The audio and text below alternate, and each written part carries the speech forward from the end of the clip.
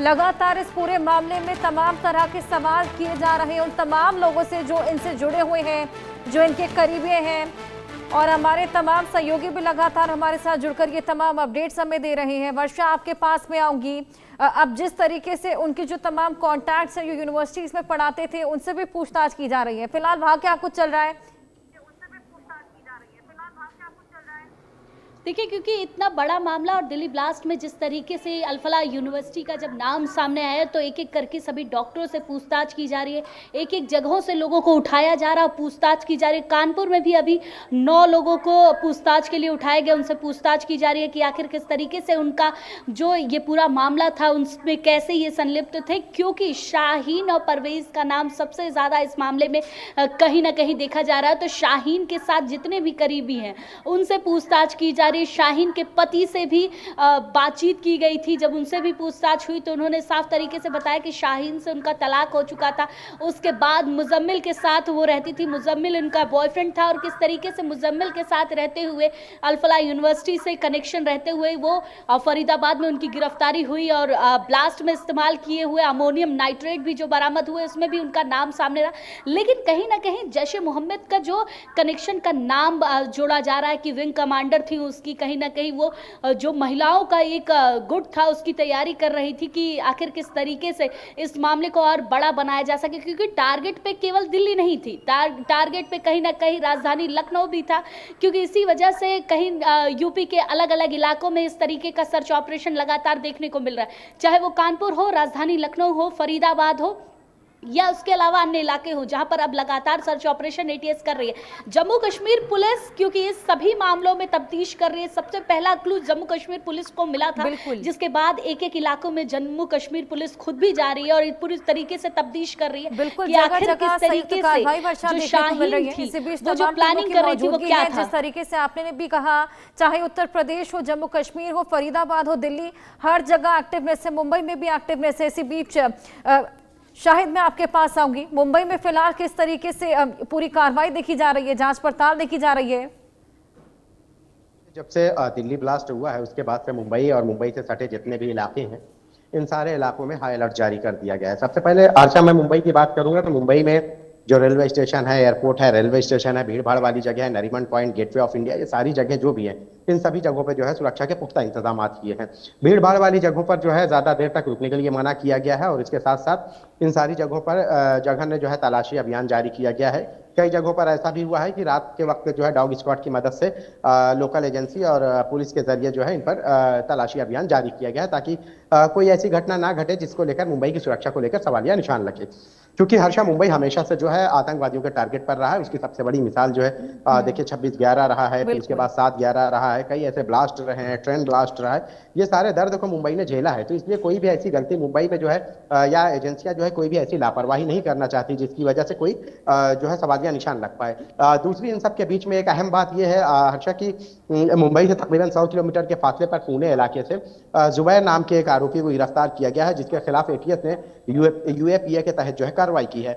जुबैर पेशे से इंजीनियर है और उसके पास लैपटॉप जो बरामद हुआ उसमें 1 TB डेटा ऐसा है जिसमें कई आपत्तिजनक जो है मटेरियल थे, कई आपत्तिजनक चीजें थी, देश विरोधी गतिविधियों को अंजाम देने वाली चीजें थी, AK-47 का जो है डिटेल्स थी, और भी कई अहम चीजें थी जिसको लेकर एटीएस ने जब्त किया है। एटीएस ने उसे कोर्ट में पेश किया है, कोर्ट ने उसे 14 नवंबर तक एटीएस की हिरासत में रखने का हुक्म दिया है। तो इस तरह के जो है कई कार्रवाइयां और कई, आपको याद होगा कि 1 महीने पहले मुंबई के पुणे में सटे कोंडवा इलाके में जो है ये कार्रवाई एटीएस के जरिए की गई थी। एटीएस ने सुबह सुबह तड़के जो है इन इलाकों में दबिश दी थी। कई ऐसे जो है जो रिट्रेशर बरामद किए गए जो देश विरोधी रहे। इसके साथ साथ जो है मुंबई से सटे जो आपको याद होगा पड़घा इलाके में जो है नाचन फैमिली और ये इन लोगों के पर भी जो है एटीएस ने कार्रवाई की थी। तो अक्सर के जो है इस तरह की कार्रवाइयों का मकसद यही होता है कि अगर एटीएस को कोई अंदर से इनपुट मिलता है तो एटीएस उन इनपुट के बुनियाद पर जो है कार्रवाई करती है। अभी हाल फिलहाल में जो पुणे में गिरफ्तारी हुई है, जुबैर की गिरफ्तारी के बाद जो है अब संभव है कि ये जिस तरह से दिल्ली ब्लास्ट हुआ है या दूसरी जगहों पे जो आतंकवादी गतिविधियां हुई हैं, जुबैर को लेकर जो पूछताछ होगी तो उसमें हो सकता है कि कुछ अहम खुलासे हों, क्योंकि पूछताछ में ये बात पता चली है कि जुबैर कई लोगों से, ऐसे लोगों से जो है कनेक्टेड था, और ये कनेक्ट होने के बाद जो है उन सारे लोगों से जो है बातचीत किया करता था।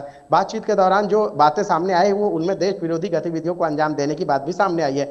उसके बाद से जो डेटा बरामद हुआ है वो 1 TB का डेटा है लैपटॉप में, में और उसमें कई अहम दस्तावेज और कई अहम लिटरेचर उसमें बरामद किए गए हैं। इसके अलावा एटीएस ने जो है मुंबई के थाने जिले के मुंब्रा इलाके से एक शख्स को जो है हिरासत में लिया है। उसको जो है वो मुंबई के कुर्ला इलाके में एक जगह पर उर्दू पढ़ाया करता था, उसको भी लेकर एटीएस पूछताछ कर रही है, जिसको लेकर कई अहम खुलासे हो सकते हैं। लेकिन अभी भी जो है कई अहम खुलासे कड़ी दर कड़ी वहां से भी जोड़ी जा रही है। रहने का आपके पास आऊंगी, कोलकाता में क्या कुछ चल रहा है?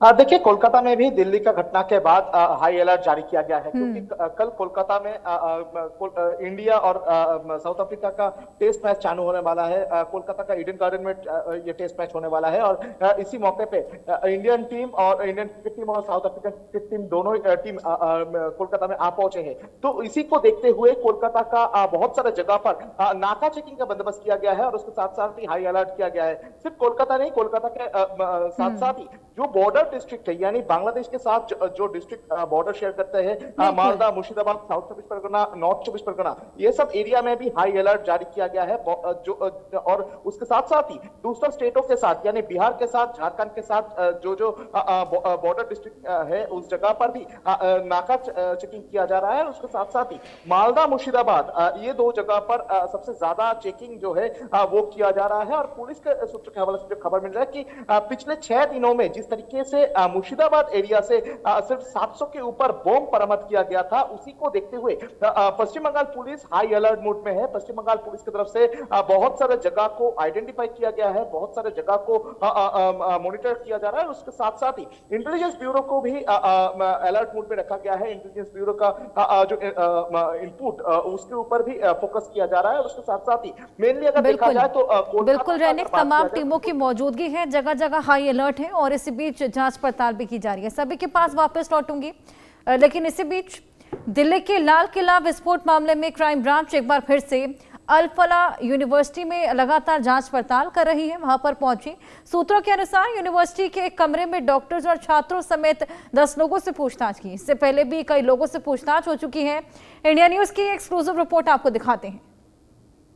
अभी हम अल-फला यूनिवर्सिटी के बाहर ही मौजूद है। धौज एरिया में ये यूनिवर्सिटी बना हुआ है। यहाँ अगर आप तस्वीरें देखें कि अभी थोड़ी देर पहले ही हरियाणा पुलिस की टीम आई थी और इसके अलावा 10 ऐसे इंडिविजुअल्स हैं जिनसे पूछताछ चल रही है, डॉक्टर्स, स्टूडेंट्स। इसके अलावा भी पहले 50 ऐसे डॉक्टर्स थे, स्टूडेंट्स थे, प्रिंसिपल थे जिनसे पूछताछ चल रही थी।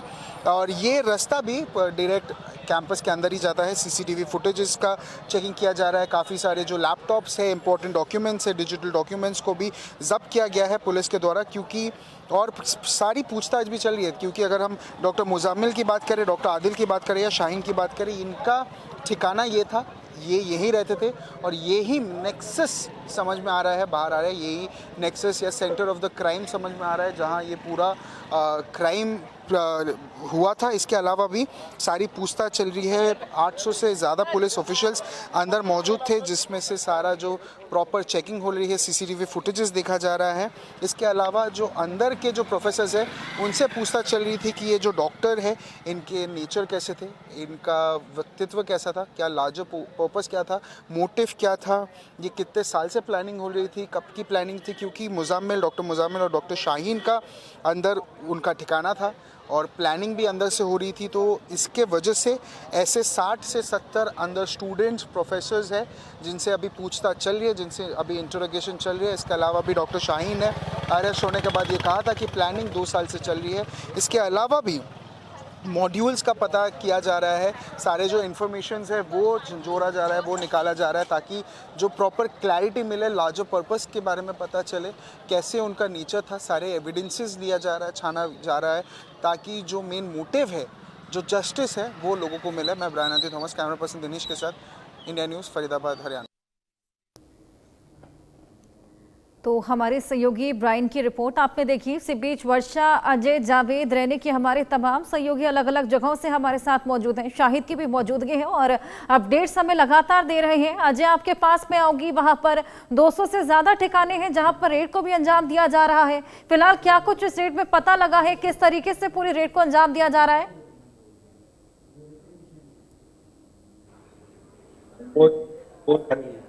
है कि ये जो दोनों ही चीजें हुई हैं, चाहे वो दिल्ली धमाकों की बात की जाए या फरीदाबाद में रिकवरी की बात की जाए, तो ये तमाम जो लिंक हैं वो सीधे कश्मीर से जुड़े हैं। ऐसे में जम्मू कश्मीर में तमाम जो इलाके हैं, जो आतंकी सरेंडर टेररिस्ट हैं, ओवरग्राउंड वर्कर्स हैं, या फिर जो सस्पेक्ट है जो पहले भी जांच का हिस्सा रह चुके हैं, उनसे पूछताछ के लिए जो है उन्हें जो है वो हिरासत में लिया गया था। इसके अलावा 200 से ज्यादा लोगों को हिरासत में लेकर पूछताछ चल रही है। 2 डॉक्टर सज्जाद और एक और अन्य डॉक्टर जो है तजम्मुल, उनको जो है वह पकड़ा, हिरासत में लिया गया था, उनसे पूछताछ की गई। और कहीं ना कहीं हर पहलू को खंगालना बेहद जरूरी हो जाता है। वो इसलिए क्योंकि ये जो व्हाइट कॉलर लोग हैं, अगर ये दुनिया के कहीं ना कहीं देश में फैलकर आतंकी गतिविधियों में शामिल हो सकते हैं, तो यकीनन एक बड़ा खतरा जो है वो देश के लिए है, लोगों के लिए है। और उन्हें कहीं ना कहीं उनको कहीं ना कहीं हिरासत में लेना, उनके खिलाफ कार्रवाई करना बेहद जरूरी हो जाता है। और इसी के चलते ये कार्रवाइयां चल रही हैं।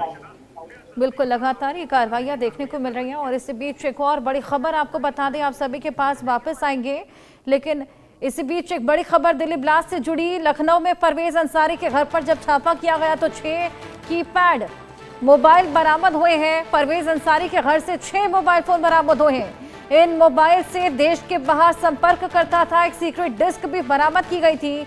परवेज से जो इंटरनेशनल कार्ड भी मिला है। लखनऊ में परवेज अंसारी के घर पर यह छापा। वर्षा, परवेज के घर से 6 कीपैड वाले मोबाइल मिले हैं और जानकारी दीजिए इसको लेकर। क्योंकि एटीएस ने कल एक बड़ी छापेमारी आईएम रोड परवेज के घर पर की थी। सबसे पहली छापेमारी वहीं थी जहां पर जम्मू कश्मीर पुलिस मौजूद थी, उसके साथ साथ एटीएस मौजूद थी। जब ये छापेमारी हुई तो परवेज के घर से लगभग 6 मोबाइल फोन बरामद हुई, जिसमें इंटरनेशनल जो सिम कार्ड था वो भी मिला। उसके साथ ही साथ ये भी देखा गया कि कई दस्तावेज भी मिले। उस दस्तावेज में साफ तरीके से बताया जा रहा है कि इन दस्तावेजों में दिल्ली में जो ब्लास्ट हुआ उसकी तैयारी किस तरीके से थी, वो सारी चीजें उसमें कहीं ना कहीं नोट थी। क्योंकि 2 बड़े कल सर्च ऑपरेशन रखे गए थे, जिसमें जम्मू कश्मीर पुलिस, एनआईए और एटीएस पूरी तरीके से मौजूद थी।